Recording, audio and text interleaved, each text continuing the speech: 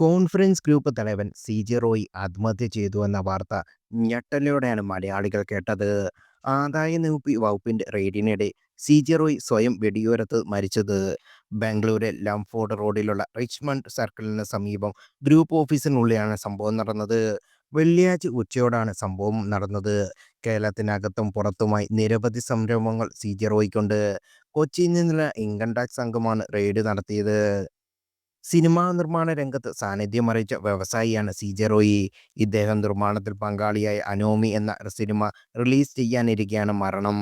നേരത്തെ ഈ സിനിമ റിലീസിനായി തീരുമാനിച്ച ദിവസമാണ് ശ്രീജയ് ജോയ് ജീവനൊടുക്കിയിരുന്നത്. Anomie the equation of death എന്നാണ് മരണത്തിന്റെ സമവാക്യം. ചിത്രത്തിന്റെ പൂർണ്ണപേര്. ഈ സിനിമയുടെ പേരിലും മരണം എന്ന വാചകമാണ് സോഷ്യൽ മീഡിയ ചൂണ്ടിക്കാണിക്കുന്നത്. കരിയറിൽ കുറച്ച് സിനിമകൾ മാത്രമേ സി.ജെ. റോയി നിർമ്മിച്ചിട്ടുള്ളൂ. കോൺഫറൻസ് ഗ്രൂപ്പ് നിർമ്മിച്ച ആദ്യ മലയാള സിനിമ മോഹൻലാൽ നായകനായ കാസനോവയായിരുന്നു. ചിത്രം കാര്യമായി ശ്രദ്ധിക്കപ്പെട്ടില്ല.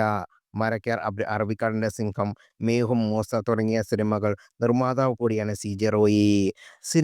നിർമ്മാണ രംഗത്ത് എടുത്തുചാടിയ ആളല്ല സി.ജെ. റോയി. കണക്കുകൂട്ടലുകളൊക്കെയായിരുന്നു ഈ ചുവടുവെപ്പ്. ഒരിക്കൽ ഇതിനെക്കുറിച്ച് സി.ജെ. റോയി സംസാരിച്ചിട്ടുണ്ട്. ഒരു സിനിമയുടെ ബജറ്റിന്റെ പകുതിയോളം ചിലവ് ലൊക്കേഷനും അഭിനേതാക്കളും താമസ സൗകര്യങ്ങൾക്കും വേണ്ടിയായിരിക്കും. തന്റെ പ്രോപ്പർട്ടികൾ ലൊക്കേഷനായോ അല്ലെങ്കിൽ യൂണിറ്റുകളെ താമസിപ്പിക്കാനോ ഉപയോഗിക്കുകയോ ചെയ്തതിനാൽ ആ മേഖലയിൽ ലാഭമാണെന്ന് സി.ജെ. റോയി ഒരിക്കൽ സംസാരിച്ചിരുന്നു.